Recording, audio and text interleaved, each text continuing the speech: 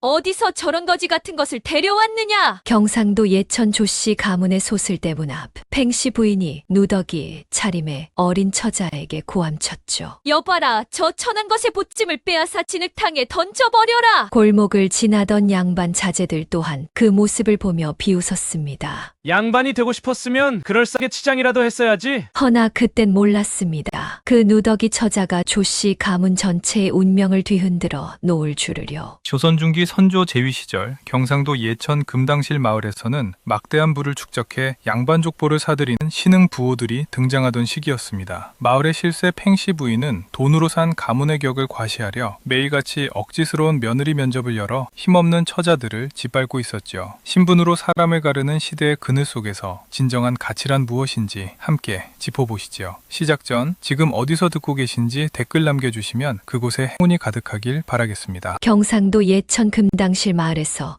가장 크고 화려한 기와집 마당에는 인근 마을의 처자들이 잔뜩 긴장한 얼굴로 줄을 지어 서 있었으며 신흥 부호 조씨 가문의 안주인 팽씨 부인이 매서운 눈초리로 그들을 위아래로 훑어보고 있었습니다. 팽씨 부인은 하인들을 시켜 처자들 앞에 낡은 오칠 목함을 쿵 하고 내려놓게 하더니 그 안에서 시커멓게 그을린 왕실 비단인 청연목을 꺼내어 흔들어 보였습니다. 이것은 우리 가문에 대대로 내려오는 귀한 갑오이니라. 흠집 하나 없이 완벽하게 복원하는 자만이 내 며느리가 될 자격이 있다. 그녀의 앙칼진 쇳소리가 넓은 마당을 쩌렁쩌렁 울렸습니다. 처자들은 덜덜 떨리는 손으로 조심스레 비단의 그을음을 닦아내기 시작했는데 그때 툭 하고 작은 실 하나가 속절없이 끊어지는 소리가 났습니다. 제일 앞에 앉아있던 김참복네 셋째 딸의 손끝에서 벌어진 참사였습니다. 아이고, 이를 어째. 처자가 사색이 되어 비명을 지르자 팽씨 부인은 곁에 있던 차가운 물동이를 번쩍 들어 처자의 앳된 얼굴에 쏴 쏟아부었습니다. 감히 우리 조씨 가문의 귀한 갑오를 망쳐놓다니. 내년 부모를 당장 끌고 오너라. 얼마 지나지 않아 헐레벌떡 뛰어온 처자의 늙은 부모는 흘바닥에 엎드려 싹싹 빌었으나 팽씨 부인은 가문의 명예에 훼손을 운운하며 억지를 부렸고 결국 하인들을 시켜 그들의 전 재산인 논문서를 강제로 빼앗아 제품에 챙겨 넣었습니다. 펄럭거리는 논문서를 쥔 팽씨 부인은 곧장과 나의 아전들을 뒷방으로 불러들여 빼앗은 재물로 두둑한 뇌물을 먹였습니다. 이는 본래 천민 출신이었던 그녀가 돈으로 사들인 양반 족보를 관아의 장부에 단단히 올려 더욱 공고히 하고자 모의를 하는 참이었습니다. 마당 한 구석에서 숨죽여 이 광경을 지켜보던 촐로들은 쯧쯧 혀를 찼습니다. 조선 후기로 갈수록 이처럼 천민이나 상민이 돈을 주고 양반의 족보를 사들이는 이른바 조상을 바꾼다는 뜻의 환부역조 폐단이 점차 기승을 부리기 시작했는데 돈으로 신분을 세탁한 신흥부호들의 횡포는 대대로 그를 읽던 진짜 양반들보다 훨씬 더 악랄하고 지독하여 백성들의 원성이 자자했기 때문이지요. 그 무렵 팽씨 부인에게 빌린 고리대 빚 때문에 이웃집 할머니의 어린 손녀딸이 천한 곳에 팔려갈 위기에 처하게 되었습니다. 집신을 질기게 엮어 장터에 내다 팔던 보찜 장수의 딸 윤서련은 그 억울한 사연을 듣고 분노하며 자신이 대신 며느리 면접을 치러 그 빚을 탕감받겠다며 조씨 가문의 소슬대문 앞으로 당당히 걸음을 옮겼습니다. 어딜 감히 천한 보찜 장수 따위가 발을 들이려 하느냐. 문지기 하인들이 험악한 기세로 서련의 가녀린 어깨 앞을 거칠게 막아서며 가로막았습니다. 낡은 누더기 옷차림의 서련을 훑어보는 그들의 눈빛에는 멸시가 가득했습니다. 하인들의 무지막지한 손길에 뒤로 한 걸음 밀려나 흙바닥에 굴을 뻔하면서도 서련은 두 다리의 힘을 꽉 주고 꼿꼿하게 버텼습니다. 비키시오. 나는 정당하게 며느리 시험을 치르러 온 것이오. 그녀는 이웃집 할머니의 빈 문서가 적힌 누런 종이를 허공에 흔들며 큰 소리로 외쳤고 그 당찬 목소리는 높은 담장을 넘어 안채까지 고스란히 전해졌습니다. 소란을 들은 팽씨 부인은 기가 막힌다는 듯 비웃음을 흘리더니 하인들에게 매섭게 소리쳤습니다. 저 미천한 것을 당장 마당으로 끌어들이거라. 내 친히 버르장머리를 단단히 고쳐주마. 삐그덕 소리와 함께 육중한 대문이 열리고 서련이 마당에 들어서자마자 팽씨 부인은 기다렸다는 듯 흙탕물이 가득 담긴 커다란 항아리를 두 손으로 번쩍 치켜들었습니다. 시커먼 진흙 냄새가 코를 찌른 흙탕물이 금방이라도 쏟아질 듯 출렁거렸지만 서련은 두 눈을 부릅뜨고 팽씨 부인을 똑바로 마주보며 단 한 발자국도 피하지 않았습니다. 팽씨 부인의 입꼬리가 기괴하게 올라더니 이내 검은 흙탕물이 서련의 머리 위로 쏟아져 내렸습니다. 철퍼더 시커먼 흙탕물이 서련의 머리부터 발끝까지 쏟아지며 질척한 소리를 내었습니다. 하지만 서련은 눈도 깜짝하지 않은 채 찌익 소리를 내며 무명 치맛자락을 찢어 얼굴에 묻은 진흙을 묵묵히 닦아내었지요. 그러고는 당당한 걸음으로 팽씨 부인 앞으로 다가가 훼손된 청연목을 내놓으라며 손을 내밀었습니다. 팽씨 부인은 콧방귀를 뀌며 찢겨진 비단 뭉치를 서련의 발밑에 툭 던졌습니다. 이 미천한 것이 촛불 하나 없는 헛간에 가두어라. 내일 아침까지 원래대로 돌려놓지 못하면 내년의 죄를 단단히 묻겠다. 쾅 하는 소리와 함께 헛간 문이 닫히고 굳건 자물쇠가 채워졌습니다. 헛간 안은 입김이 허옇게 서릴 정도로 차가웠고 구석구석에 묵은 먼지와 거미줄이 들러붙어 퀴퀴한 곰팡내가 코를 찔렀습니다. 벽 한켠에는 농사철에 쓰다만 가마니와 마른 집단이 어지럽게 쌓여 있었고 들쥐 한 마리가 바스락 소리를 내며 어둠 속으로 황급히 사라졌지요. 서련은 손등으로 차가운 흙바닥을 더듬어 그나마 마른 집단 한 묶음을 찾아내고는 그 위에 조심스레 청연목을 펼쳤습니다. 칠흑 같은 어둠 속에서 서련은 손끝의 감각만으로 청연목의 올을 하나하나 쓰다듬었습니다. 조선시대 왕실에 진상되던 최고급 비단인 청연목은 두 가닥의 실을 엇갈려 짜내는 특유의 이중 교직 방식을 썼기에 끊어진 결을 찾는 것조차 평범한 눈썰미로는 불가능한 일이었지요.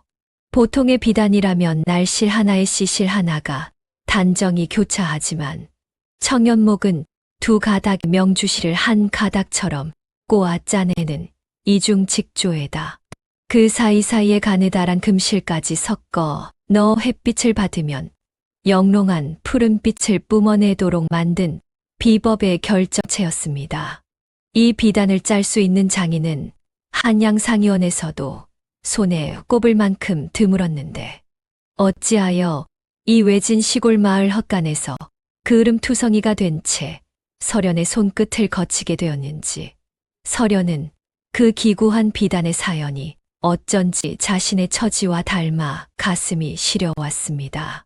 휘잉 차가운 새벽 바람이 문틈으로 스며들자 서련은 보찜 장수의 딸이라는 천한 신분 탓에 따뜻한 안방이 아닌 퀴퀴한 헛간에 갇혀 있음을 새삼 깨닫고 입술을 꽉 깨물었습니다. 그러나 곧 두 손을 모아 호호 입김을 불어 굳어가는 손가락을 녹였고 곁에 두었던 보찜을 단단히 끌어당겨 어깨에 둘러 차가운 한기를 막아냈습니다.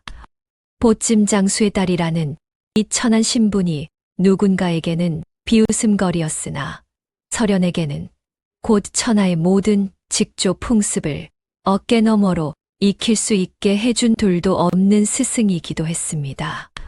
하지만 이내 마음을 다잡은 서련은 치맛자락 속에 소중히 숨겨온 낡은 가죽 바늘집을 꺼내 들었습니다. 아버지 윤배군의 손때 묻은 유품과도 같은 귀한 물건이었지요. 가죽 바늘집을 손바닥 위에 올려놓자 어릴 적 아버지가 무릎 위에 앉혀놓고 들려주시던 그 음성이 귓가에 또렷이 떠올랐습니다. 서련아, 진실을 품은 실은 불에 타도 끊어지지 않는 법이란다. 그 한마디가 어두운 헛간 속 등불처럼 그녀의 가슴을 환하게 밝혔지요. 서련은 빛 한 줌 없는 어둠 속에서도 쓱 하고 바늘귀에 실을 정확하게 꿰어냈습니다. 서련은 비단에 끊어진 결을 더듬으며 아버지를 따라 평안도와 전라도를 떠돌던 시절 어깨너머로 익힌 각 지방의 직조 풍습들을 차근차근 떠올렸습니다. 평안도 의주에서는 모시 한 자락에도 국의 매서운 바람결을 닮은 까칠한 결이 살아있었고, 전라도 나주에서는 영초라 불리는 비단을 만들 때 누에고치를 7번이나 물에 삶아 광택을 내는 비법을 들었습니다. 또한 안동의 어느 노파에게서는 삼배 한 피를 짤 때 새벽 이슬이 마르기 전에 날씨를 매야 결이 곱게 산다는 비법까지 어깨너머로 익혔지요. 그 한 자락 한 자락의 추억이 손끝에 살아 숨쉬며 가장 알맞은 매듭 기법을 골라내도록 그녀를 이끌었습니다. 그녀는 손끝으로 불에 탄 잿가루를 털어내고 오직 촉각에만 의지하여 왕실 특유의 이중 교직 방식을 역추적하며 끊어진 금실을 한 땀씩 이어 붙이기 시작했습니다. 끊어진 자리마다 손끝에 와닿는 결의 방향이 달랐기에 서련은 한 땀을 뜨기 전에 반드시 5 손가락 끝으로 위아래를 함께 더듬어 비단이 본래 어느 방향으로 흐르고 있었는지 확인했지요. 한 땀이라도 결을 거스르면 바느질 자국이 도드라져 보일 것이고 그 흠집은 영롱한 푸른빛 아래에서 더욱 흉측하게 드러날 터였습니다. 헛간 밖에서 감시하던 하인들은 문틈을 엿보더니 비릿한 웃음을 흘렸습니다. 쥐죽은 듯 고요하구먼. 저 미천한 것이 벌써 포기하고 자빠져 자는 모양이야. 서련은 밤을 꼬박 새우며 그을린 자국을 교묘하게 덮는 전통 자수 기법을 응용해 비단의 원래 문양을 완벽하게 재현해 내고 있었습니다. 그 으름이 검게 번진 자리에는 잔잔한 매화 가지를 한 송이씩 수놓아 자연스레 본래의 문양 속으로 녹아들도록 만들었고, 결이 심하게 상한 부분은 뽕나무 껍질에서 뽑아낸 가느다란 진실을 안감처럼 덧대어 끊어졌던 흔적이 손끝에조차 잡히지 않도록 정성을 쏟았습니다. 동이 트고 짹짹 새 소리가 들려오자 서련은 이마에 땀을 닦으며 마지막 매듭을 지었습니다. 헛간 문틈 사이로 옅은 새벽 햇살이 한 줄기 비집고 들어와 청연목 위로 가만히 내려앉았는데 그 햇살을 받은 비단이 마치 살아 숨쉬는 듯 푸른 빛으로 일렁이며 서련의 지친 두 뺨을 따스하게 비추었습니다. 그녀는 복원된 청연목을 품에 안고 쿵쿵 문을 두드려 밖을 깨웠습니다. 덜컹 문이 거칠게 열리며 팽씨 부인이 하인들을 이끌고 들이닥쳤습니다. 그녀의 곁에 선 하인들은 실패한 서련을 매섭게 끌어낼 험상궂은 표정을 짓고 있었고 입가에는 비웃음이 가득했지요. 그러나 서련이 품에서 꺼낸 청연목이 아침 햇살을 받아 티끌 하나 없이 영롱한 푸른빛을 뿜어내자 팽씨 부인은 눈이 시린 듯 찌푸리며 멈칫했습니다. 팽씨 부인은 믿을 수 없다는 듯 비단을 낚아채어 이리저리 살폈지만 끊어졌던 흔적조차 찾지 못하고 경악에 빠져 입을 다물지 못했습니다. 서련은 멍해진 팽씨 부인의 코앞에 이웃집 할머니의 빈 문서를 불쑥 내밀며 약속대로 당장 빚을 탕감해 줄 것을 요구했습니다. 팽씨 부인의 손이 부들부들 떨렸고 그녀의 눈동자에는 서련을 향한 지독한 도끼가 서기 시작했습니다. 당장 그 문서를 이리 내놓지 못할까. 팽씨 부인의 날카로운 고함이 고요한 아침 공기를 쩌렁쩌렁 울렸습니다. 그녀는 서련이 내민 빈 문서를 거칠게 쳐내며 삿대질을 해댔습니다. 이 발칙한 년, 내년이 밤새 비단을 깁는 척하며 비단결에 숨겨진 금실을 몰래 빼돌려 훔쳐갔구나. 어처구니 없는 누명의 서련은 숨을 헉 들이켰지만 팽씨 부인은 하인들을 향해 턱짓을 했습니다. 저 도둑년을 단단히 결박해 마당 한가운데 꿀리지 못할까. 표독스러운 지시가 떨어지자마자 건장한 하인 서넛이 우르르 달려들었습니다. 우당탕 소리와 함께 서련은 바닥으로 떠밀려 넘어졌고 하인들은 억센 손길로 그녀의 두 팔을 거칠게 붙잡으며 험상궂게 위협했습니다. 흙먼지가 날리는 마당 한가운데 억지로 무릎이 꿇린 서련은 흙투성이가 되었지만 도끼 어린 눈으로 팽씨 부인을 노려보며 맞섰습니다. 제가 금실을 훔쳤다는 증거가 어디 있습니까? 당장 관하로 가시지요. 조선에는 경국대전에 따라 아무리 천한 백성이라도 억울한 일을 당하면 관하에 소장을 올려 시시비비를 가릴 수 있는 법도가 있으니 사또 나리 앞에서 명명백백히 밝혀보겠습니다. 서련이 목에 핏대를 세우며 결백을 주장하자 팽씨 부인은 가장 우스운 농담을 들은 것처럼 배를 잡고 깔깔깔 코웃음을 쳤습니다. 아이고, 이를 어쩌나. 우리 고을 사또 나리께서는 내일이면 이 진귀한 청연목을 뇌물로 받고 나와 각별한 연을 맺으실 분이란다. 내년이 관아에 가봤자 옥살이나 할 터인데 아직도 상황 파악이 안 되느냐? 팽씨 부인은 사도와의 은밀한 결탁을 내뱉었고 하인들에게 본때를 보이라며 땅을 쾅쾅 내리쳤습니다. 아무리 법률이 공평하다 한들 탐관오리와 양반이 결탁한 현실 앞에선 무용지물이었지요. 매서운 위협이 서련의 코앞을 휘감으며 흙먼지가 퍽하고 튀어올랐지만 서련은 이를 악물고 품에 쥔 빈 문서를 하늘 높이 치켜들었습니다. 그 어떤 위협도 소용없습니다. 약속하신 대로 이 문서를 내 눈앞에서 불태우기 전에는 이 집에서 단 한 발짝도 나가지 않을 것입니다. 서련은 하인들의 거센 위협 속에서도 억척스럽게 소리치며 버텼습니다. 바로 그때 안채 깊숙한 곳에서 요란한 소란을 듣고 잠에서 깬 조대감의 마른 기침 소리가 콜록콜록 들려왔습니다. 오랜 지병으로 뼈만 앙상하게 남아 누워있던 가문의 최고 어르신 조대감은 힘없는 목소리로 하인에게 물었습니다. 아침부터 밖이 이리 소란스러우니 대체 무슨 흉한 변고가 생긴 것이냐. 갈라진 목소리에도 가문의 어른다운 위엄이 서려 있었기에 하인들은 안절부절 못하며 눈치만 살폈습니다. 소식을 전해 들은 팽씨 부인은 하얗게 질려 하인들을 멈춰 세우고 치맛자락을 휘날리며 안채로 달려갔습니다. 그녀는 방문을 드르륵 열고 들어가 거짓 눈물을 찔끔거리며 뻔뻔한 연기를 시작했습니다. 아버님, 심려치 마시옵소서. 근본도 없는 천박한 도둑년이 들어와 아버님께서 아끼시던 가보를 훔치려 하기에 제가 집안의 기강을 잡고자 따끔하게 다스리던 참요입니다. 팽씨 부인은 아주 교활하게 상황을 무마시켰습니다. 조대감은 며느리의 거짓말에 속아 깊은 한숨을 휴 내쉬며 다시금 이부자리에 몸을 뉘었습니다. 그랬구나.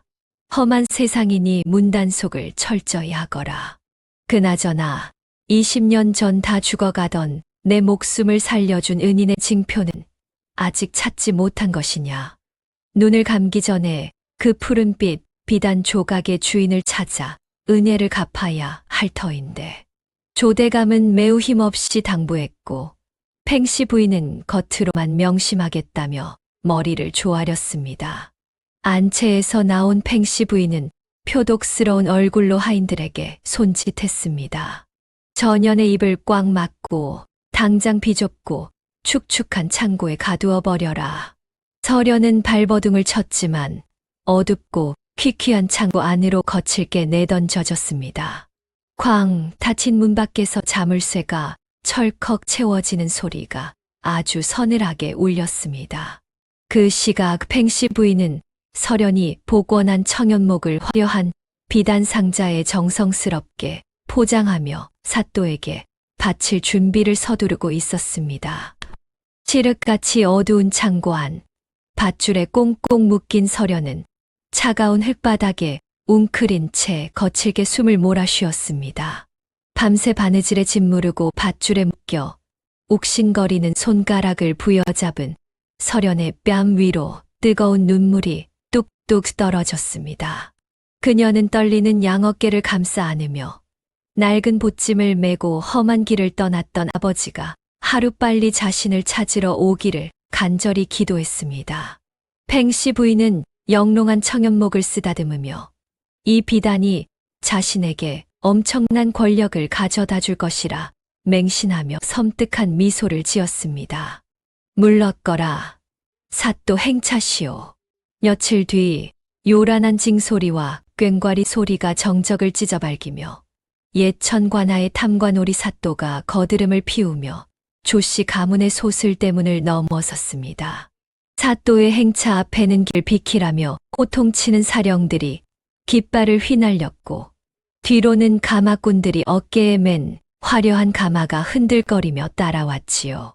길 양옆으로 늘어선 마을 사람들은 사또의 매서운 눈초리에 감히 고개도 들지 못한 채 흙바닥에 엎드리거나 황급히 골목 안으로 몸을 숨겼습니다. 사또가 한 번 행차를 나오면 그날 하루 마을 곳곳에서 강제로 곡식과 가축이 거두어졌기에 백성들에게는 사또의 행차란 흉년보다 더 무서운 재앙이나 다름없었지요. 팽씨 부인은 섬뜩한 미소를 재빨리 거두고 버선발로 마당까지 뛰어나가 허리를 굽히며 극진히 환대했습니다. 그녀는 미리 일러둔 대로 비단 장막을 두른 평상을 마당 한가운데 마련해 두었고 그 위로 화려한 차이를 펼쳐 햇볕을 가렸으며 자개를 박은 칠보 향로에서 은은한 치명 연기가 피어오르도록 빈틈없이 준비를 마쳐 두었습니다. 대청마루의 잔치상에는 백성들에게 강제로 거둬들인 진귀한 산의 진미가 상다리가 부러질 듯 가득 차려져 있었습니다. 깊은 산 속에서 캔 향긋한 영양송이, 바닷길을 따라 올라온 짭조름한 안동 간고등어, 그리고 윤기가 자르르 흐르는 예천 한우 갈비찜이 가문의 막강한 재력을 과시하고 있었지요. 그러나 그 화려한 음식 하나하나에는 백성들의 한 맺힌 사연이 깃들어 있었습니다. 향긋한 영양송이는 윗마을 김씨네 노부부가 가을 새벽 두 무릎이 시리도록 산을 헤매며 거둔 한 망태기를 팽씨 부인이 가문의 잔치에 쓸 거지라며 헐값에 강제로 빼앗아 온 것이었고, 짭조름한 안동 간고등어는 보부상 박씨가 험한 바닷길을 사흘 밤낮 걸어 사왔으나 길목에서 만난 팽씨 부인의 하인들에게 절반 넘게 빼앗긴 것이었습니다. 또한 윤기 자르르 흐르는 예천 한우 갈비찜은 옆마을 윤서방이 평생을 모은 적금으로 사들인 송아지를 빚 핑계로 강제로 끌어내 가져온 것이었지요. 조선시대에 이토록 귀한 지역 특산물은 본래 임금님께 바치는 진상품이었으나 지방의 탐관오리들과 결탁한 토호 세력들은 이를 백성들에게서 강제로 수탈하여 자신들의 배를 불리고 권력을 과시하는 뇌물로 악용하곤 했으며 팽씨 부인 역시 그 썩어 빠진 관행을 철저히 이용하고 있었던 것입니다. 잔치가 무르익자 팽씨 부인은 화려한 자개 상자를 사또 앞에 내밀었습니다. 한양 진출을 돕고자 소녀가 준비한 작은 정성이옵니다. 사또가 상자 뚜껑을 달칵 열자 어두운 대청마루를 밝힐 만큼 푸른빛을 뿜어내는 복원된 청연목이 영롱한 자태를 드러냈습니다. 오, 이것은 정령 인간 세상의 물건이 아니로구나. 사또의 두 눈이 탐욕으로 커졌습니다. 그는 살이 두툼하게 오른 손가락으로 매끄러운 비단을 쓰다듬으며 침을 꿀꺽 삼키더니 입에 흐르는 미소를 감추지 못했습니다. 그의 머릿속에는 이미 한양의 권세가 대문 앞에 청연목을 받쳐 들고 서 있는 자신의 모습이 그려지고 있었지요. 이 비단 한 자락이면 영영 닿지 못할 것만 같았던 당상관 벼슬도 단숨에 얻을 수 있겠다 싶었기에 사또는 마치 어린아이가 사탕을 받은 듯 들뜬 표정으로 비단을 무릎 위에 올려놓고는 좀처럼 손을 떼지 못했습니다. 흥분한 사또가 묻자 팽씨 부인은 새빨간 거짓말을 천연덕스럽게 늘어놓았습니다. 소녀가 나리의 앞날을 축원하며 사흘 밤낮을 세워 뼈를 깎는 고통으로 직접 짠 것이옵니다. 그녀는 얼굴에 일부러 안쓰러운 그늘을 들이우고는 어깨를 살짝 떨며 한숨을 길게 내쉬었습니다. 이어 은비녀로 일부러 살짝 긁어낸 손가락을 들어 올리며 바느질하다 다친 척 가증스럽게 눈물까지 훔쳤습니다. 손가락이 욱신거리는 척 일부러 손끝을 살살 어루만지는 모습이 어찌나 자연스러웠던지 누가 보아도 며칠 밤을 새워 비단을 짠 가련한 안주인의 모습 그대로였지요. 그 연기에 완벽히 속은 사또는 무릎을 탁 치며 그녀를 상의원 침선장으로 천거하고 옛 천관하의 모든 방직 권한을 조씨 가문에 독점으로 넘겨주겠다고 호탕하게 약속했습니다. 사또의 약속 한마디면 마을의 모든 배 짜는 안악들이 앞으로 팽씨 부인의 손 아래 노복처럼 부려질 처지였으니 그녀의 입꼬리는 가증스럽게 올라가고 있었습니다. 그 시각 밧줄에 묶인 채 갇혀있던 서련이 삐걱거리는 나무 창틈 사이로 이 끔찍한 촌극을 지켜보고 있었습니다. 자신의 노력과 정성으로 간신히 살려낸 청연목을 가로채고 권력을 탐하는 팽씨 부인의 모습에 서련은 분노로 온몸을 파르르 떨었습니다. 억울함에 아래 십수를 꽉 깨물어 입안이 얼얼할 지경이었지만 소리가 셀까봐 재갈 물린 입으로 짐승처럼 앓는 소리만 삼킬 뿐이었습니다. 그때 축배를 들던 팽씨 부인의 매서운 눈초리가 굳게 닫힌 창고 쪽을 향했습니다. 그녀는 섬뜩한 손가락으로 창고를 가리키며 앙칼지게 소리쳤습니다. 사또 나리, 저 창고 안에 제 심묘한 비단 짜는 비법을 훔치려 한 흉악한 도둑년이 갇혀 있사옵니다. 걷어먹여준 은혜를 원수로 갚는 미천한 것이니 부디 엄한 법도로 전연을 다스려 주시옵소서. 속아 넘어간 사도는 술잔을 바닥에 쨍그랑 던지며 노발대발했습니다. 당장 창고 문을 부수고 저 도둑년을 끌어내 마당의 형틀에 묶어라. 사또의 불호령의 포졸들이 우르르 달려가 자물쇠를 부수고 창고 문을 거칠게 열어 젖혔습니다. 이거 놓으세요. 저는 훔치지 않았습니다. 저 비단은 제가 짠 것입니다. 서련이 목이 터져라 억울함을 호소했지만 억센 소나귀를 벗어날 수는 없었습니다. 흙먼지가 풀풀 날리는 마당 한가운데 형틀에 서련의 몸이 거친 밧줄로 칭칭 묶이고 포졸들이 매서운 기세로 다가서는 절체절명의 순간이었습니다. 조씨 가문에 굳게 닫혀있던 육중한 대문이 쾅 하는 엄청난 굉음을 내며 부서지듯 열렸습니다. 짙은 흙먼지가 풀풀 피어오르는 가운데 낡은 집신을 신은 한 사내가 터벅터벅 마당 안으로 성큼성큼 들어섰습니다. 그의 등에는 빛바랜 보찜이 매달려 있었고 겉옷은 남루한 누더기였으나 전신에서 뿜어져 나오는 위압감은 주변 공기를 순식간에 얼어붙게 만들었지요. 그는 바로 서련의 아버지이자 십수년 전 궁궐의 비단마저 쥐락펴락했던 전설적인 침선 장인 윤배군이었습니다. 배군은 험악한 표정의 포졸들을 유령처럼 지나쳐 사또가 거만하게 앉아있는 평상 앞까지 뚜벅뚜벅 다가갔습니다. 배군의 남루한 꼴을 경멸하듯 훑어본 팽씨 부인이 기겁하며 날카롭게 소리쳤습니다. 저 거지 발사개 같은 놈을 당장 끌어내지 않고 뭣들 하느냐. 그 호통에 흠칫 놀란 하인 셋이 우다다 발소리를 내며 거센 기세로 달려들었으나 배구는 눈썹 하나 까딱하지 않고 거센 공격을 물흐르듯 유연하게 피했습니다. 이어 손에 단단히 쥐고 있던 낡은 대나무 지팡이를 휙 휘둘러 그들의 다리를 가볍게 짚어내자 하인들은 비명을 지르며 낫에 쓰러진 집단처럼 단숨에 바닥으로 주저앉고 말았습니다. 이를 목격한 사또가 당황하여 평상 위에서 엉덩이를 추춤 물리며 다급하게 외쳤습니다. 당장 저 미친 자를 잡아 형틀에 꿇어 앉혀라. 쇠사슬을 든 포졸들이 철렁철렁 쇳소리를 내며 배군을 겹겹이 에워쌌지만 그는 사방에서 조여오는 서슬퍼런 위협을 철저히 무시한 채 형틀 쪽으로 몸을 휙 돌렸습니다.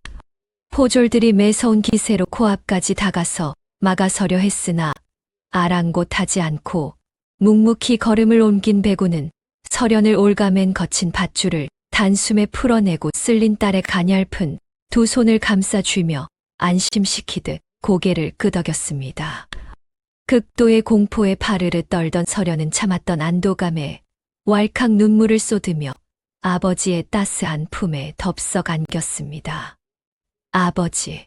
서련은 갈라진 쇳소리를 내면서도 입술을 꽉 깨물어 정신을 가다듬고 다급히 속삭였습니다. 저 팽시 부인이 제가 밤새 정성을 쏟아 짠 청연목을 훔쳐가고는 도리어 제게 비단 도둑이라는 누명을 씌웠습니다. 뼈에 사무치는 억울함을 전해들은 배군의 눈동자에 시퍼런 분노가 활활 타올랐으며 그의 두 주먹은 부르르 떨릴 정도였습니다. 서련을 등 뒤로 물러나게 한 배군은 몸을 휙 돌려 사또의 화려한 상위에 놓인 영롱한 푸른빛의 청연목을 향해 성큼성큼 다가갔습니다. 포졸들이 앞을 들이밀며 막아서려 했으나 배군의 맹렬한 기백에 눌려 뒷걸음질을 쳤고 단숨에 비단을 집어든 배군은 이글거리는 태양을 향해 그것을 높이 쳐들었습니다. 비단을 빼앗겼다고 여긴 팽시 부인이 독사처럼 눈을 뒤집으며 악을 쓰고 달려들려 했습니다. 감히 네 집 귀한 비단에 더러운 손을 대느냐. 당장 내놓아라. 그녀가 도끼를 품고 소리쳤으나 천천히 고개를 돌려 쏘아보는 배군의 차가운 눈빛이 한겨울 빙폭처럼 서늘하여 팽시 부인은 무언가에 목을 짓눌린 듯 숨을 헉헉 헐떡이며 그 자리에 우뚝 멈춰 설 수밖에 없었습니다. 태양빛 아래 찬란하게 빛나는 청연목에 사람들의 시선이 집중된 가운데 배군이 뱃속 깊은 곳에서 긁어올린 묵직한 목소리로 거침없이 폭로했습니다. 사또 날이 두 눈을 크게 뜨고 이 비단의 결을 보시지요. 이것은 저 팽시 부인이 짠 것이 아니라 장물아비에게서 몰래 사들인 훼손된 왕실의 물건입니다. 왕실의 물건이라는 단어가 떨어지자마자 마당은 순식간에 찬물을 끼얹은 듯 섬뜩한 정적이 내려앉았습니다.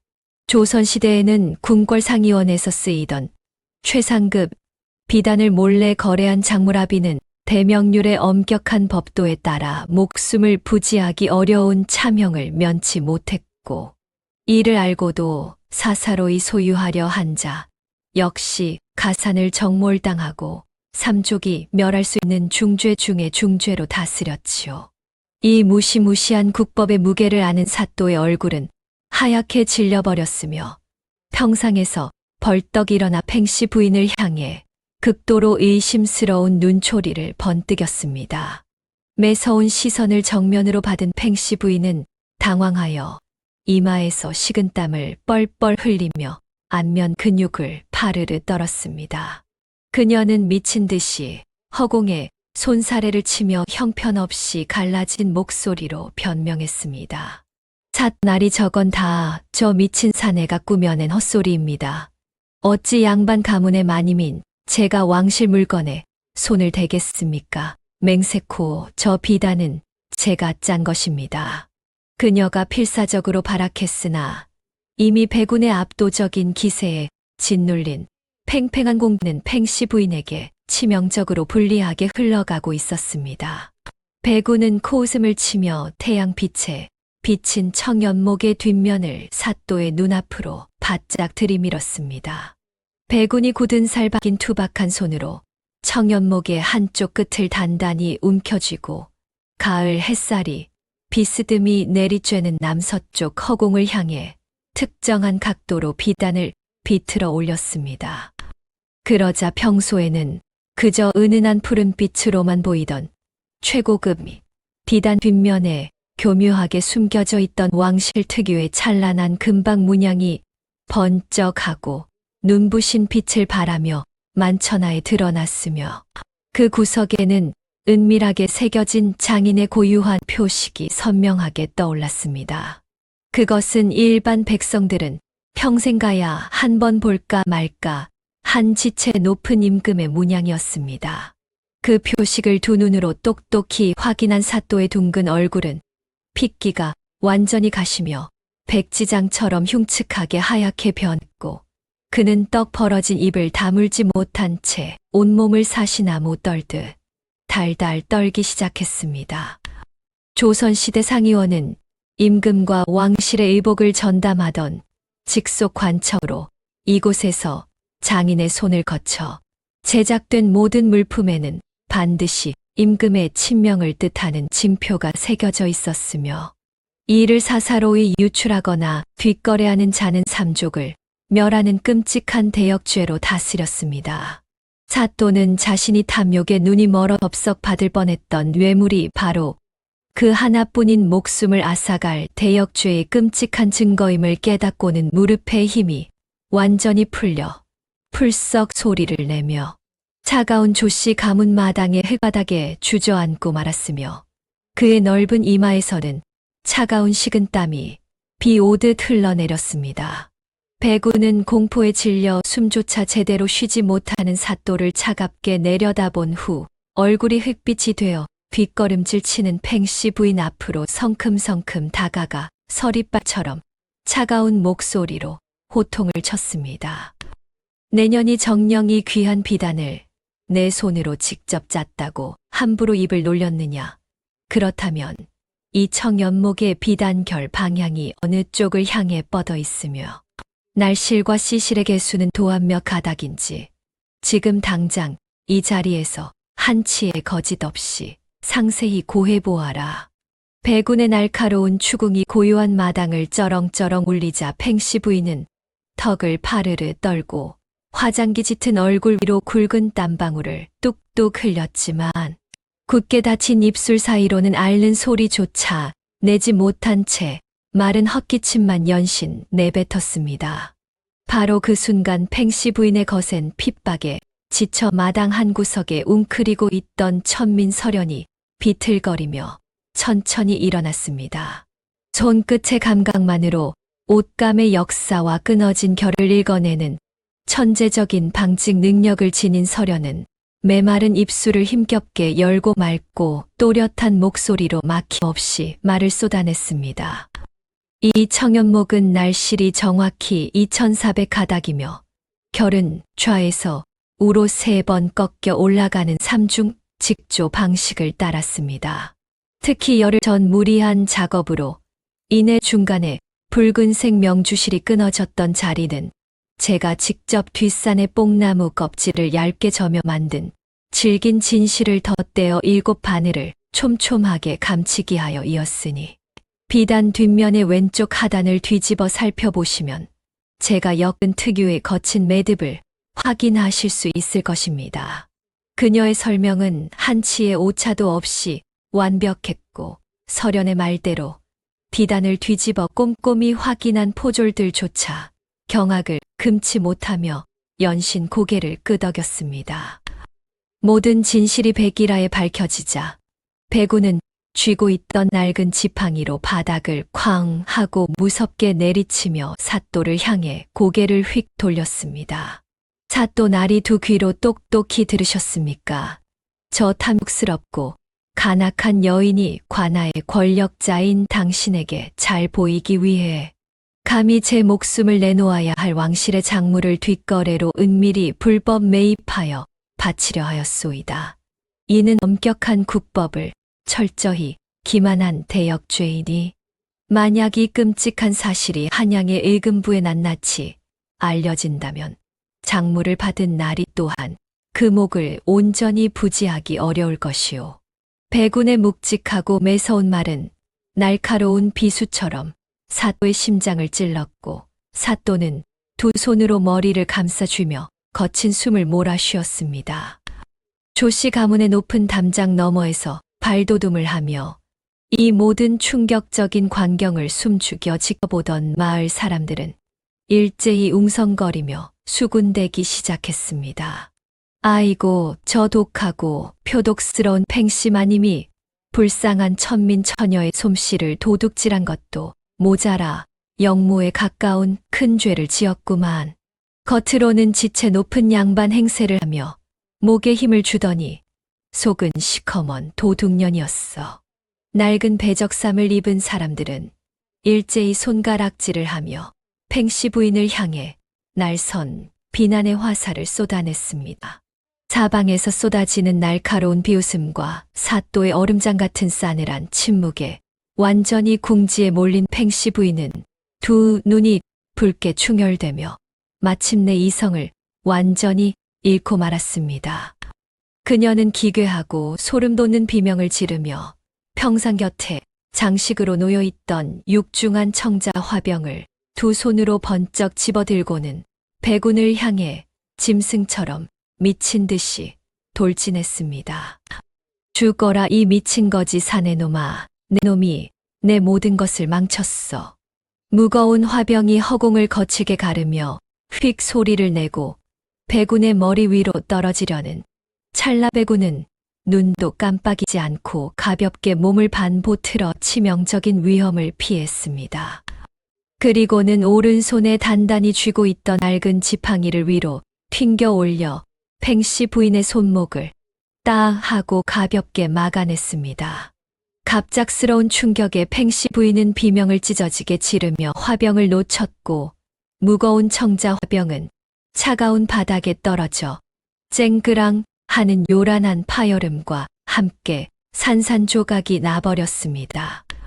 백운은 지체 없이 지팡이의 뭉툭한 끝으로 그녀의 어깨를 꾹 눌러 완벽하게 제압했고 팽씨 부인은 다리에 힘이 풀 흙바닥에 쿵 하고 무릎 꿇려 앉혀지고 말았습니다. 그 순간 바닥에 주저앉아 덜덜 떨고 있던 사또가 살기 위해 평상 위로 벌떡 일어났습니다. 그는 자신의 하나뿐인 목숨과 힘들게 얻은 관직을 부지하기 위해 이 모든 대역죄를 팽씨 부인 한 사람에게 철저히 뒤집어 씌워야 한다는 냉혹한 계산을 마치고는 목에 굵은 핏대를 세우며 마당의 포졸들을 향해 벼락 같은 불호령을 내렸습니다. 내 놈들은 당장 무엇을 하고 있느냐. 저 대역죄인 팽씨 여인년을 무거운 형구로 단단히 결박하고 어두운 옥에 쳐넣어라. 감히 지엄한 왕실의 물건으로 본관의 두 눈을 속이려 들다니 즉각 포박하여 하옥하라. 명령이 떨어지기가 무섭게 억센 포졸들이 굵은 오라줄을 들고 거칠게 달려들어 팽씨 부인의 두 팔을 등 뒤로 단단히 묶어 결박하기 시작했습니다. 차가운 흙바닥에 엎드린 채 화려했던 비단옷에 흙먼지를 잔뜩 뒤집어 쓴 팽씨 부인은 미친 듯이 발버둥 치며 하늘을 향해 악을 쓰기 시작했습니다. 이거 당장 놓지 못할까. 나는 뼈대 높은 명문가 조씨 가문의 안주인이다. 미천한 내 놈들이 감히 내 옥체에 함부로 손을 대느냐. 안채에 계신 아버님을 모셔오너라. 당장 시아버님이신 조대감 마님을 불러오란 말이다. 그녀의 목소리는 형편없이 갈라지고 찢어지며 마치 상처 입은 들짐승의 울부짖음처럼 흉측하게 변해갔습니다. 팽씨 부인의 처절한 비명이 조씨 가문의 마당을 훌쩍 넘어 안채 깊숙한 곳까지 쩌렁쩌렁 울려 퍼지자 굳게 닫혀있던 안채의 거대한 미닫이 문이 드륵 하는 거친 마찰음을 내며 거칠게 열렸습니다. 백발이 성성한 조대감이 열린 문지방을 단숨에 박차고 나오며 만류하는 하인들의 부축을 거칠게 뿌리치고 밖으로 나섰습니다. 비켜라, 이놈들. 감히 내 집 앞마당에서 무슨 해괴하고 망측한 짓거리란 말이냐?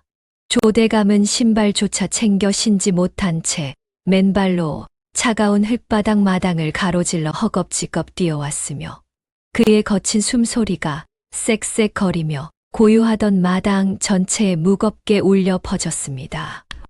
마당 한가운데 이르러 억센 포승줄에 꽁꽁 묶인 채 흙바닥에 처참하게 나뒹굴고 있는 며느리 팽씨 부인의 참상을 목격하자 조대감의 얼굴은 치밀어 오르는 분노로 붉게 달아올랐습니다.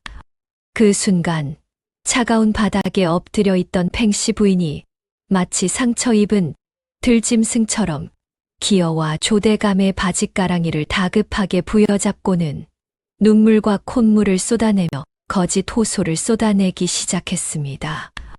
아버님, 제발 며느리의 이 원통함을 풀어주시옵소서. 저 천하디천한 보찜장수 놈들이 가문의 막대한 재물과 논밭을 노리고 저를 모함하여 옥에 가두려 하고 있사옵니다. 뼈대 깊은 명문가 조씨 가문의 체면을 무참히 짓밟았으니 당장 저놈들을 엄히 다스려 주시옵소서. 그녀의 날카로운 쇳소리가 섞인 울부짖음이 허공을 갈랐으며 거짓 눈물로 범벅이 된 얼굴은 탐욕과 도끼로 흉측하게 일그러져 있었습니다. 조대감은 부들부들 떨리는 마른 손으로 굵은 명아주 지팡이를 꽉 움켜쥐고는 녹이 띤 얼굴을 획 돌려 백운을 향해 호통을 치려 하였습니다. 내 이놈들, 감히 어느 아전이라고 이리도 방자하게. 그러나 쩌렁쩌렁하게 울리던 조대감의 호통은 끝을 맺지 못하고 목구멍 속으로 꿀꺽 기어들어가 버렸습니다. 그의 날카로운 시선이 백운의 거친 손에 단단히 쥐어져 있는 푸른빛의 진귀한 청연목 조각과 세월의 풍파를 맞아 깊은 흉터가 남아있는 백운의 나치근 얼굴을 번갈아 보더니 이내 숨을 턱 멈추고 말았던 것입니다. 툭! 조대감이 의지하고 있던 굵은 지팡이가 힘 빠진 소나귀를 벗어나 차가운 흙바닥에 떨어지며 둔탁한 소리를 냈습니다. 조대감은 두 손을 덜덜 떨며 마치 귀신이라도 마주한 사람처럼 두 눈을 크게 치켜뜨고 믿을 수 없다는 듯 백운을 뚫어지게 응시하였으며 그의 핏기 가신 입술은 파르르 떨리며 아무런 말도 내뱉지 못한 채 굳어버렸습니다. 그때 누더기 옷을 걸친 백운이 조대감을 향해 천천히 한 걸음 다가서며 묵직하고도 낮게 깔린 목소리로 입을 열었습니다. 20년 전 평안도 의주 목사 시절의 빚은 다 갚으셨소. 그 짧은 한마디는 마치 벼락치는 천둥 소리처럼 조대감의 귓가를 강렬하게 강타했습니다. 조선시대에서 영모죄란 삼족을 멸하는 가장 무겁고 참혹한 중죄였으며 간신들의 모함으로 억울한 누명을 쓰는 순간 본인은 물론이고 온 집안의 식솔들까지 씨가 마르는 끔찍한 멸문지화를 결코 피할 수 없는 무서운 국법이었습니다. 20년 전 평안도 의주 목사로 재직하며 백성들을 돌보던 조대감은 치열한 권력 다툼의 희생양이 되어 억울한 영모 누명을 쓰고 형장의 이슬로 사라질 끔찍한 위기에 처해 있었지요. 그 절체절명의 순간 자신의 목숨마저 위태로워질 수 있음에도 불구하고 어전으로 나아가 왕에게 진실을 고하여 조대감과 그의 가문을 멸문지화의 위기에서 극적으로 구해준 단 한 사람의 은인이 있었으니 그가 바로 당대 최고의 권력자이자 강직한 충신이었던 윤백운 대감이었습니다.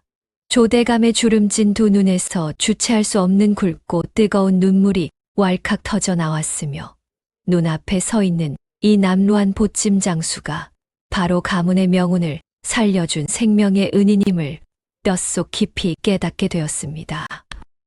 털썩 조대감이 한치의 주저함도 없이 차가운 클바닥에 두 무릎을 꿇고는 거친 땅에 이마를 쾅쾅 박으며 오열하기 시작했습니다. 대은인 윤백운 대감만하님을 뵙습니다.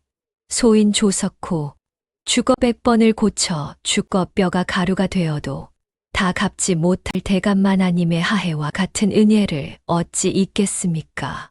살아생전 일이 다시 뵙게 될 줄은 꿈에도 몰랐사옵니다.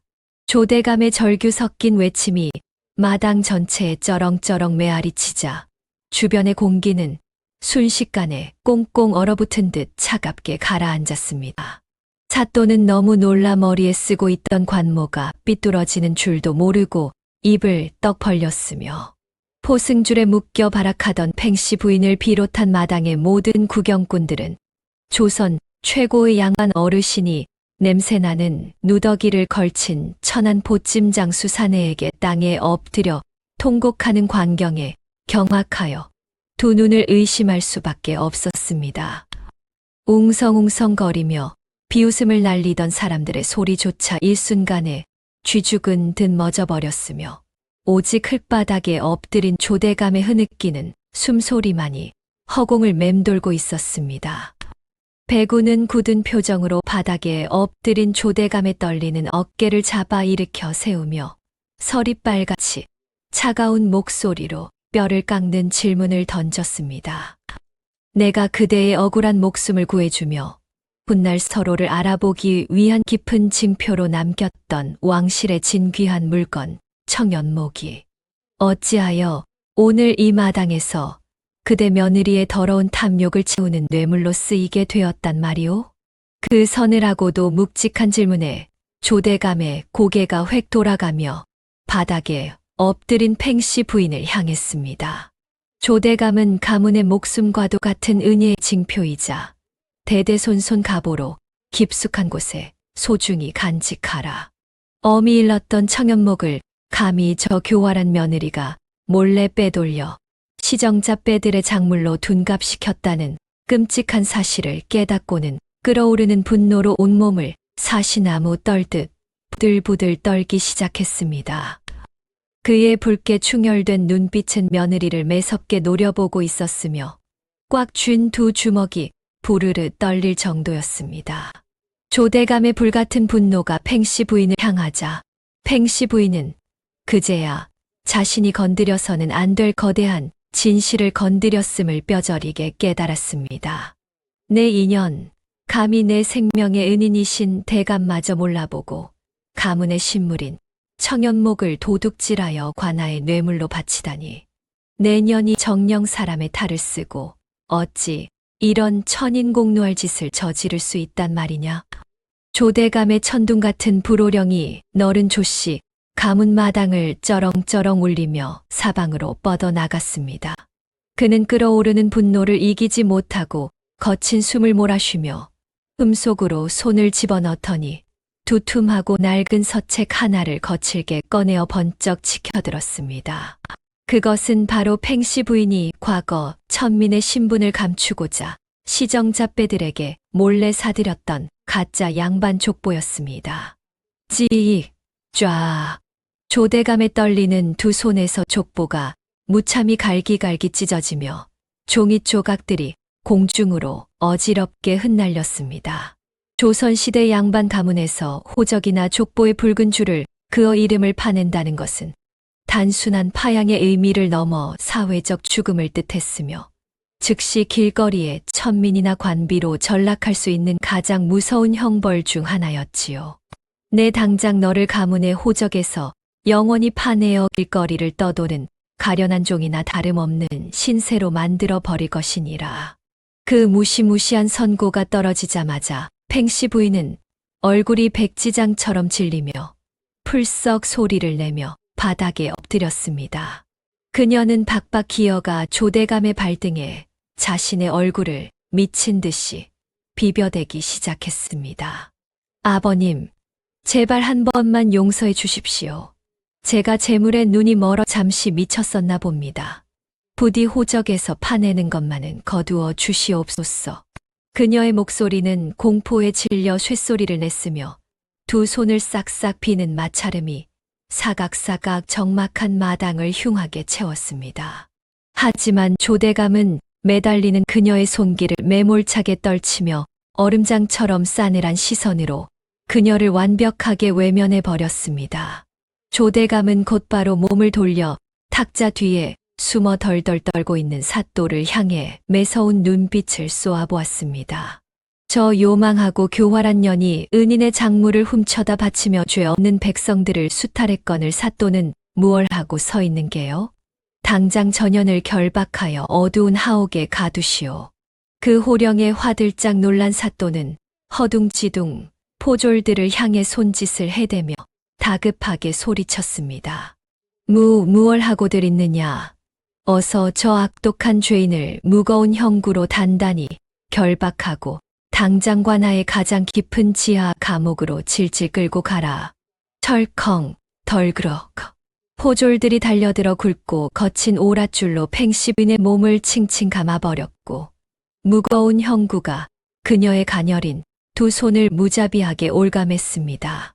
포졸들이 그녀의 양팔을 거칠게 잡아끌며 조씨 가문대문 밖으로 끌고 가자 밖에서 그동안 팽씨 부인에게 끔찍한 빚 독촉과 수모를 당했던 마을 처자들과 주름진 부모들이 구름대처럼 몰려들어 둥글게 에워쌌습니다.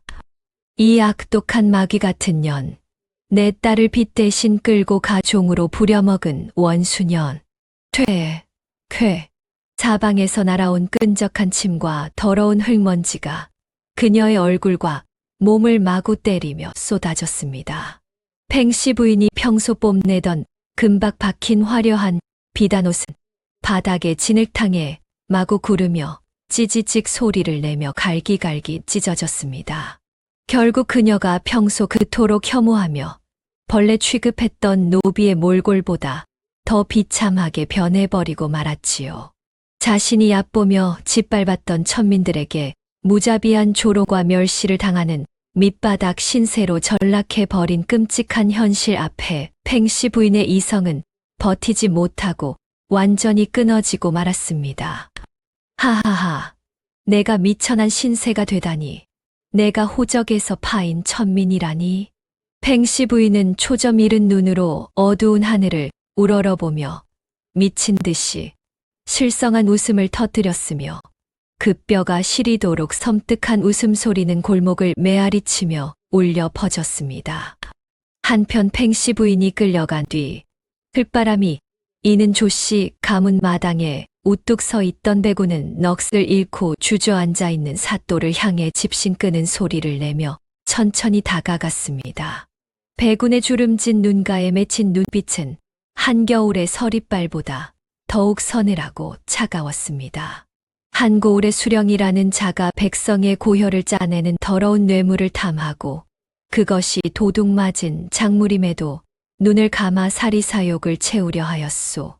조선시대 경국대전에 따르면 수령이 백성의 재물을 뇌물로 탐하거나 억울한 죄를 씌우는 장호죄는 본인뿐만 아니라 그 자손들까지 벼슬기를 영원히 막아버릴 정도로 엄격하게 다스리는 중죄였지요.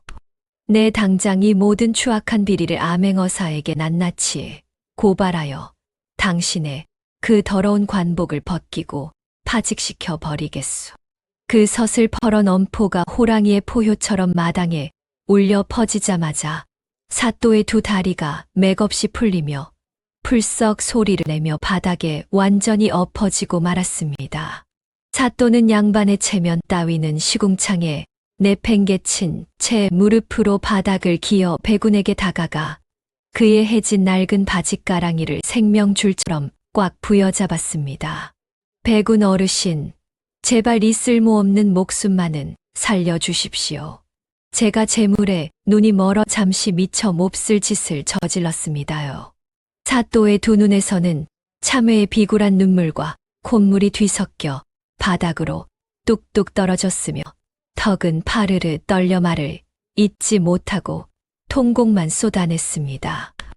이때 조대감의 엄격한 명을 받고 불이 나게 달려갔던 집사들이 안방을 샅샅이 뒤져 한가득 무거운 서류, 뭉치를 품에 안고 마당으로 헐레벌떡 뛰어왔습니다. 그것은 팽씨 부인이 비밀 장롱 속에 겹겹이 숨겨두었던 이웃 할머니를 협박해 빼앗은 억울한 빈 문서와 무자비하게 강제로 도장을 찍게 만든 논문서들이었습니다. 서련은 조용히 앞으로 걸어 나가 마당 한 구석 화로에서 타오르고 있던 시뻘건 횃불을 단호하게 집어들었습니다. 그녀는 단 한치의 주저함도 없이 그 썩어 빠진 탐욕과 눈물이 밴 문서들 위로 횃불의 불길을 무자비하게 던져버렸습니다. 화르륵, 파바바. 붉고 뜨거운 불길이 마른 종이를 단숨에 집어삼키며 순식간에 하늘 높이 매운 연기를 뿜어내며 타올랐습니다. 아이고, 내 목숨 같은 논문서가, 내 억울한 빈 문서가 재로 변했네. 타오르는 문서의 붉은 불길을 넋을 잃고 멍하니 바라보던 마을 사람들은 평생을 올가매던 빚의 굴레에서 벗어나고 억울하게 빼앗겼던 재산을 되찾았다는 벅찬 감격에 휩싸였습니다. 그들은 왈칵 고마움에 뜨거운 눈물을 쏟아내며 약속이나 한 듯 흙바닥에 무릎을 꿇고 엎드려 서련과 배군을 향해 연신 이마를 조아리며 목 놓아 감사의 절을 올렸습니다.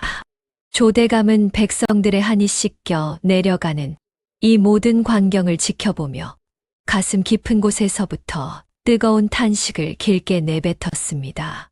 그는 자신의 품에서 가문의 재산과 토지가 적힌 두툼한 집문서와 땅문서를 꺼내어 두 손으로 공손히 받쳐 들고 덜덜 떨리는 걸음으로 배군의 앞으로 다가갔습니다. 배군 대감, 제 어리석은 며느리가 저지른 이 씻을 수 없는 죄악과 백성들의 한과 눈물을 어찌 제 얕은 입으로 다 사죄할 수 있겠습니까? 비록 너무나도 늦고 부끄러운 일이나 제 가문의 전 재산을 모두 대감께 내어놓으니 부디 이것으로나마 대감과 아님 그리고 이 마을 백성들에게 지은 큰 죄를 평생토록 속죄하며 살게 허락해 주십시오. 그의 떨리는 목소리에는 뼛속까지 스며든 진심 어린 회한과 뉘우침이 가득 묻어났습니다. 그러나 배군은 흔들림 없는 맑은 눈동자로 조대감을 바라보며 단호하게 고개를 저었고 굳은 살 박인 거친 손으로 조대감이 매미는 문서함을 부드럽지만 힘주어 밀어냈습니다. 배군은 사또의 탁자 위에 덩그러니 놓여있던 푸른빛의 진귀한 청연목만을 자신의 품으로 소중히 챙겨 들었습니다. 조대감 사람을 홀리는 재물이라는 것은 바람에 날리는 헛된 먼지와 같아서 언제든 모였다가도 한순간에 흩어져 버리는 법이요. 진정한 인생의 가치는 이 썩어 한 줌 흙으로 돌아갈 재물에 있는 것이 아니라 비록 가진 것이 없어도 사람으로서 마땅히 지켜야 할 올바른 도리와 한 번 입은 은혜를 평생 잊지 않는 굳건한 마음이 있는 것이요. 이 청연목은 그 변치 않는 도리를 증명하는 소중한 징표이니 나는 이것 하나면 족하고 남수. 그 묵직한 가르침과 함께 배군이 거친 손으로 청연목을 조용히 쓰다듬자 구름 사이로 비친 달빛을 받은 청연목이 은은하고도 영롱하게 빛나며 마당에 선 그들의 얼굴을 따스하게 비추었습니다. 모든 탐욕이 재로 변해버린 마당에 배군과 서련 부녀만이 올곧게 서서 평온한 미소를 짓고 있었습니다. 다음 날 아침 동이 트자 배군과 서련 부녀는 낡은 보찜을 다시 어깨에 메고 조씨 가문의 소슬 대문을 조용히 나섰습니다. 집신이 흙바닥을 밟는 사각사각 소리만이 고요한 새벽 공기를 가르는데 등 뒤에서 다급한 발소리가 탁탁탁 울리며 다가왔습니다. 은인들, 제발 잠시만 걸음을 멈추어 주시구려. 목소리의 주인공은 조대감이었습니다. 조선시대의 사대부 양반이 집신조차 신지 않고 맨발로 대문 밖까지 뛰어나와 누더기를 걸친 평민을 배웅하는 것은 가문의 채통을 팽개치는 크나큰 파격이었으나 진정한 은인 앞에서는 신분과 체면의 벽조차 허물어진다는 것을 스스로 증명한 셈이었지요. 거친 숨을 몰아쉬는 그의 손에는 비단보에 고이 쌓인 물건이 들려 있었습니다. 재물을 받지 않으시겠다니 마음이 무겁소이다. 대대로 내려오는 이 작은 옷가락지라도 챙겨가시구려. 조대감이 비단볼을 풀자 영롱한 초록빛을 뿜어내는 귀한 옷가락지가 자태를 드러냈으나 서련은 두 손을 모아 정중히 사양했습니다. 제 손은 거친 보찜끈을 쥐는데 익숙하여 귀한 물건을 감당할 수 없습니다. 다만 저에게 은혜를 갚고자 하신다면 제가 어르신의 끊어진 청연목을 이었듯이 어르신께서도 굳게 닫힌 곳간을 여러 백성들과 끊어졌던 가문의 덕망을 다시 이어주시옵소서. 따뜻하고도 깊은 당부에 조대감은 끝내 참지 못하고 뜨거운 눈물을 툭툭 흘리며 연신 고개를 끄덕였습니다. 부녀가 다시 발걸음을 떼어 마을 어귀로 향하자 어느새 소문을 듣고 모여든 예천 금당실 마을 사람들이 좁은 흘길 양옆으로 길게 늘어서서 일제히 허리를 깊이 숙였습니다. 우리 마을을 구해주셔서 평생 이 은혜를 잊지 않겠소이다. 촐로들은 거친 손으로 눈가를 훔쳤고 아이들은 부녀의 발자취를 따라오며 산에서 따온 들꽃을 흩뿌렸습니다. 커다란 당산나무 아래에 이르렀을 때 배군이 걸음을 멈추고 곁에서 걷는 딸의 머리를 다정하게 쓰다듬었습니다. 비록 우리가 입은 옷은 남루한 거적대기 같으나 내 여린 손끝이 빚어낸 진실이 결국 어두운 세상을 밝히고 억울한 자들을 구하지 않았느냐. 내가 품은 그 올곧은 마음이야말로 그 어떤 비단옷보다 고귀한 것이다. 아버지의 칭찬에 서련은 눈가를 붉히면서도 환한 미소를 지었으며 그녀의 치맛자락이 산들바람에 펄럭하고 가볍게 흩날렸습니다. 앞으로도 이 낡은 보찜을 메고 조선 방방곡곡을 돌며 상처받고 억울한 이들의 끊어진 마음을 잇는 삶을 살겠습니다. 서로를 마주보며 굳게 고개를 끄덕인 두 부녀는 산등성이를 향해 묵묵히 걸음을 옮겼고 그 모습은 한 폭의 아름다운 수묵화처럼 겹쳐지며 마을 사람들의 시야에서 서서히 멀어져 갔습니다. 한편 그 시각관하의 어둡고 차가운 감옥 안에서는 쇠사슬이 철렁철렁 부딪히는 소리만이 스산하게 울려 퍼지고 있었습니다. 죄수복을 입은 팽씨 부인은 바닥에 주저앉아 멍한 눈으로 허공을 응시했습니다. 조선시대의 엄격한 형률에 따라 양미를 핍박하고 재물을 갈취한 중죄를 지은 양반과 여인은 가산을 모두 몰수당하고 평생을 관노비로 살아야 했는데 이는 억울한 이들의 한과 눈물을 짜는 대가가 얼마나 가혹한 것인지를 명백하게 보여주는 엄중한 인과응보였지요.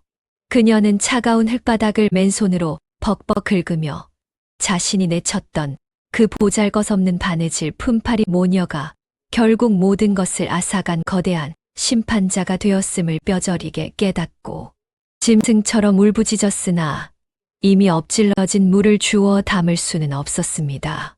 예천 금당실 마을에는 그날의 엄청난 사건 이후로 허름한 나그네나 보찜장수가 들어서면 신분을 가리지 않고 따뜻한 국밥과 잠자리를 내어주는 아름다운 풍습이 굳건히 자리 잡게 되었습니다.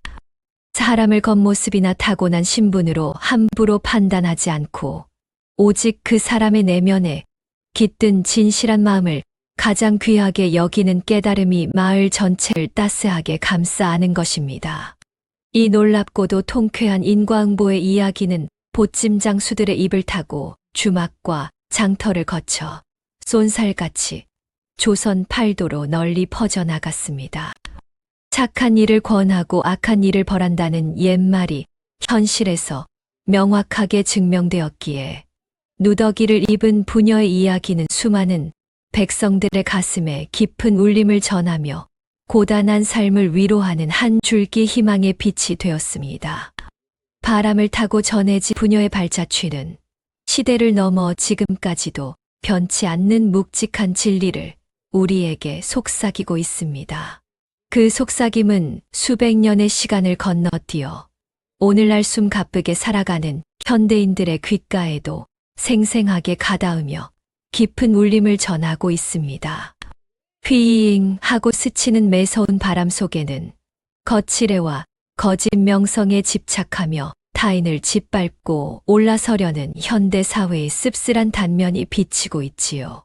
팽씨 부인이 화려한 비단옷과 돈으로 산 가짜 신분으로 추악한 치부를 가리려 했듯 오늘날에도 그럴듯한 포장과 이력에 목을 매며 내면의 빈곤함을 감추려는 이들이 도처에 있으며 번듯한 직장에서 직급과 권력을 휘두르며 아랫사람을 핍박하는 현대판 팽씨 부인들을 심심치 않게 마주하게 됩니다.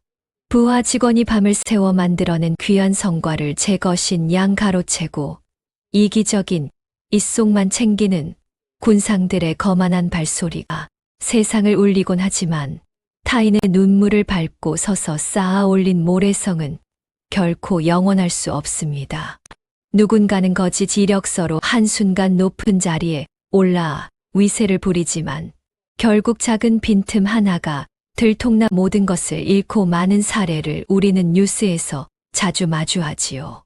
가짜 학력으로 출세한 사람이 수십 년이 흐른 뒤 단 하나의 작은 단서에 무너지고 남의 글을 옮겨 적어 명성을 얻은 학자가 노년에 학회에서 쫓겨나며 후배의 공로를 가로채 자리에 오른 상사가 결국 부하들의 외면 속에 쓸쓸히 퇴직하는 모습들은 모두 팽씨 부인이 청연목 한 자락 때문에 모든 것을 잃은 그 모습과 조금도 다르지 않습니다. 살을 애듯 차가운 헛간에서 꽁꽁 언 손을 호호 불어가며 청연목에 끊어진 결을 이었던 설연처럼 남들이 당장 알아주지 않더라도 묵묵히 실력을 갈고 닦는 진정성은 세월이 흘러도 결코 배신하지 않습니다. 종이 한 장에 불과한 화려한 이력서보다 끈기 있게 문제를 해결해 내는 내면의 단단함이야말로 위기의 순간에 눈부신 빛을 발하며 남몰래 흘린 땀방울은 위기의 순간에 거짓의 장막을 찌익 하고 단숨에 찢어버리는 기적을 만들어냅니다. 누구의 눈에도 띄지 않는 시골 작업장에서 묵묵히 한 길을 걸어온 장인이 어느 날 세계적인 명품 가문의 의뢰를 받게 되고 알아주는 이 하나 없이 도서관 한 구석에서 수십 년 책을 파던 학자가 노년에 이르러 한 권의 책으로 만인의 스승이 되며 다정한 음식 솜씨 하나로 가족을 부양해온 어머니가 어느덧 동네 사람 모두가 줄을 서는 자그마한 식당의 주인이 되는 이야기들은 청연목에 끊어진 결을 이은 설연의 손끝과 마치 한 줄기로 이어져 있는 듯합니다. 또한 섣불리 감정을 터뜨리지 않고 인내를 보여주었던 부녀의 모습처럼 분노에 휩싸이기보다 때를 기다려 실력으로 승부하는 지혜가 현대 사회에도 절실히 요구됩니다.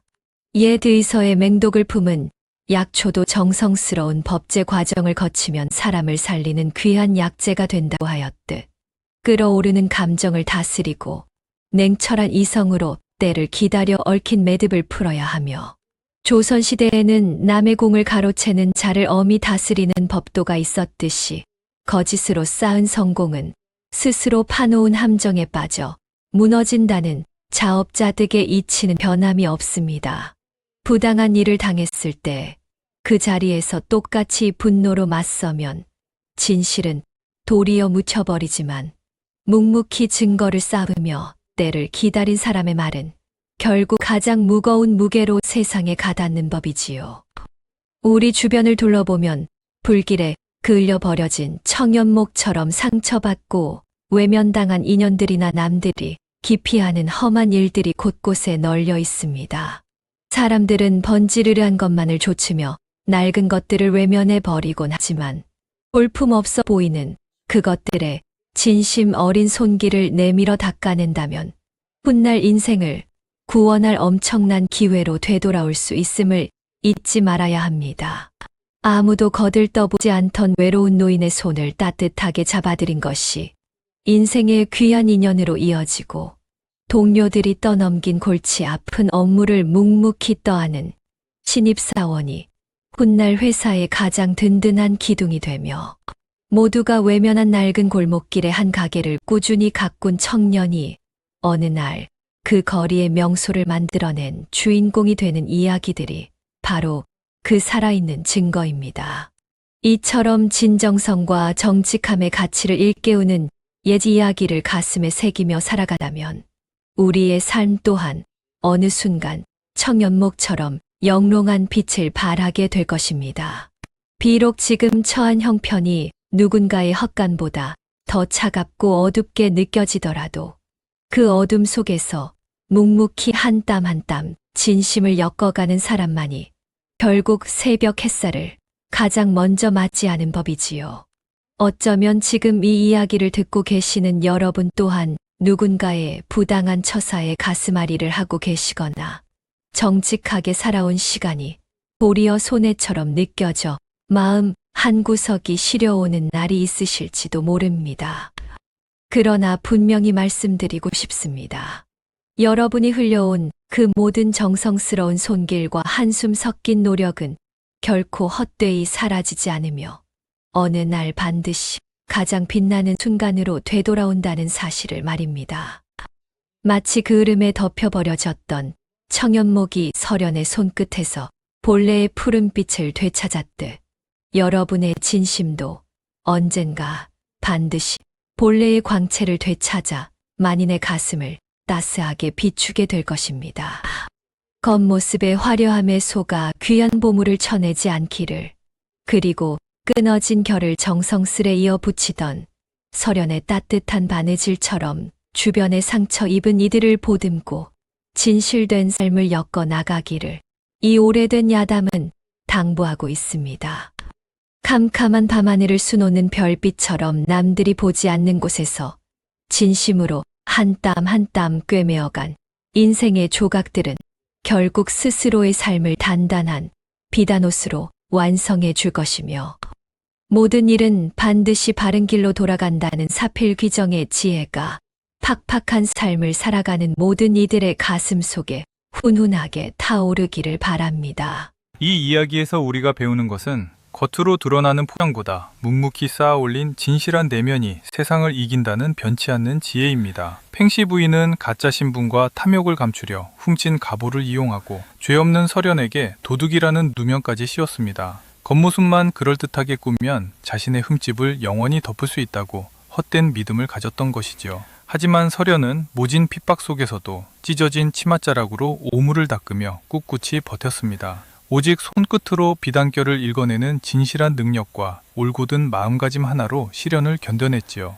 남루한 보찜장수 행색의 아버지 백운 역시 낡은 옷차림 뒤에 감춰진 당당함으로 청연목의 비밀을 밝혀내 악인들의 기세를 꺾었습니다. 마침내 진실을 알게 된 조대감이 맨발로 뛰어나와 과거의 은혜를 갚고 거짓을 징벌하면서 얽히고 설킨 사건은 비로소 제자리를 찾게 되었습니다. 오늘날 우리들의 삶도 예천 금당실 마을의 이 기막힌 일과 크게 다르지 않습니다. 때로는 팽씨 부인처럼 번지르르한 재물로 나를 포장하고 싶고 남을 밟고서라도 이익을 챙기려는 유혹에 흔들리기도 합니다. 반대로 설현 부녀처럼 정직하게 살다가 억울한 흙탕물을 뒤집어 쓰고 남몰래 눈물 흘리는 고단한 날도 있지요. 하지만 청영목 뒷면의 찬란한 금방 문양이 결국 눈부신 햇살을 받아 재빛을 발하듯 우리 안의 진정한 가치와 선한 마음은 시간이 흐를수록 더욱 뚜렷하게 세상 밖으로 드러나기 마련입니다. 지금 당장 남들이 내 진심을 몰라준다고 해서 혹은 내 처지가 조금 초라해 보인다고 해서 결코 어깨를 움츠릴 필요가 없습니다. 묵묵히 하루하루 내 삶의 결을 정성껏 짜 내려가다 보면 어느 날 조대감처럼 달려와 내 진가를 알아주고 따뜻한 손을 내미는 귀한 인연을 반드시 만나게 될 테니까요. 아무리 세상 인심이 각박해졌다 해도 거짓은 참을 이길 수 없으며 선한 행동은 언젠가 거대한 축복으로 돌아옵니다. 여러분이 매일 걸어가는 인생이라는 길고 아름다운 비단 위에도 헛된 욕심의 얼룩 대신 진실하고 따뜻한 금빛 무늬가 눈부시게 수놓아지기를 진심으로 기원합니다.